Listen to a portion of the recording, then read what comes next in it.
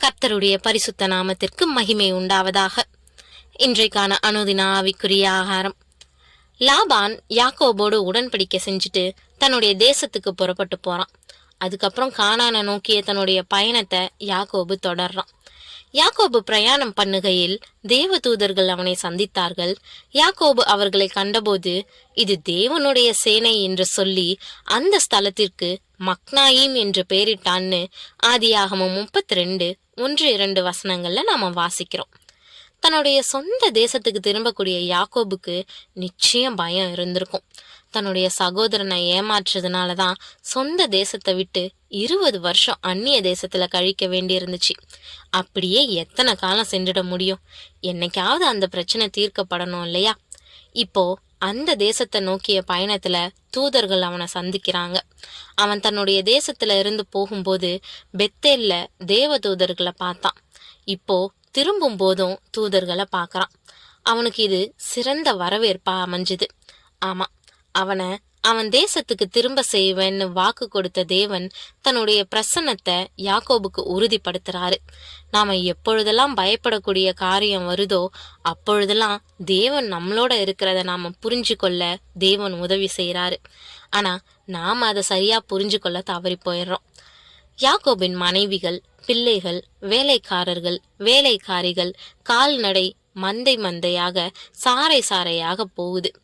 இவங்களோட யாக்கோபு ஆழ்ந்த சிந்தனையில போறான். முகத்துல ஏதோ ஒரு பயம் தெரியுது. கர்த்தர் அவன் கடந்த காலத்தை நினைவூட்டி அவன் சகோதரனோடு முறிச்ச உறவை பழுது பார்க்கும்படி கட்டளையிட்டாரு. இதனால வரக்கூடிய விளைவு ஒருவேளை அவன் குடும்பத்தையே அழிச்சிடலாம். இத பத்தி ஒன்னும் அறியாதவங்களா நடந்துகிட்டு இருந்த அவனுடைய மனைவிகளை அவனுடைய கண்கள் நீர் கசிய பார்த்துச்சு. ஒரு கணம் நில்லுங்க, எல்லாரும் கொஞ்ச நேரம் இலைப்பாடுறாங்க.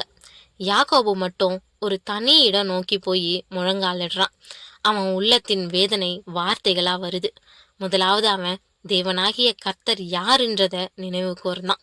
அவர் ஆபிரகாமின் தேவனும் ஈசாக்கின் தேவனுமானவர்.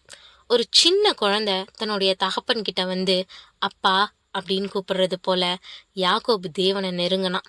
ரெண்டாவது, அவன் தேவனுடைய உடன்படிக்கையையும் அவர் தனக்கு கொடுத்த வாக்கு தத்தத்தையும் நினைவு கூர்றான். தன்னை 20 வருடங்கள் காத்து நடத்திய தேவன் இன்னமும் நடத்துவார் என்ற நிச்சயத்தோட ஜெபிக்கிறான். மூன்றாவது, யாக்கோபு தேவன் தான் மீது காட்டின தயவையும் சத்தியத்தையும் நினைவு கூர்றான்.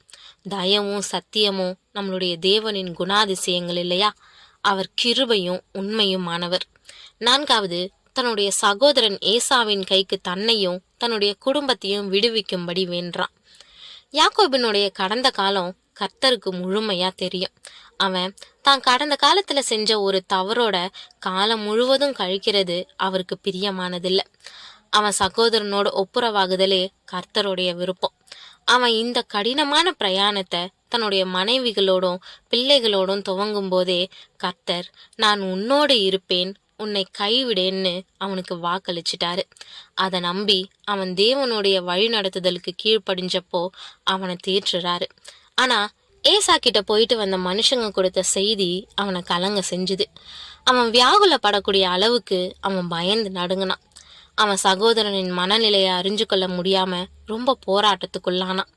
ஆதியாகமம் 32:9-11 பின்பு யாக்கோபு என் தகப்பனாகிய ஆபிரகாமின் தேவனும் என் தகப்பனாகிய ஈசாக்கின் தேவனுமாயிருக்கிறவரே, உன் தேசத்துக்கும் உன் இனத்தாரிடத்துக்கும் திரும்பிப்போ, உனக்கு நன்மை செய்வேன் என்று என்னுடனே சொல்லி இருக்கிற கர்த்தாவே, அடியேனுக்கு தேவன் காண்பித்த எல்லா தயவுக்கும் எல்லா சத்தியத்துக்கும் நான் எவ்வளவேனும் பாத்திரன் அல்ல. நான் கோலும் கையுமாய் இந்த யோர்தானை கடந்து போனேன். இப்பொழுது இவ்விரண்டு பரிவாரங்களையும் உடையவனானேன்.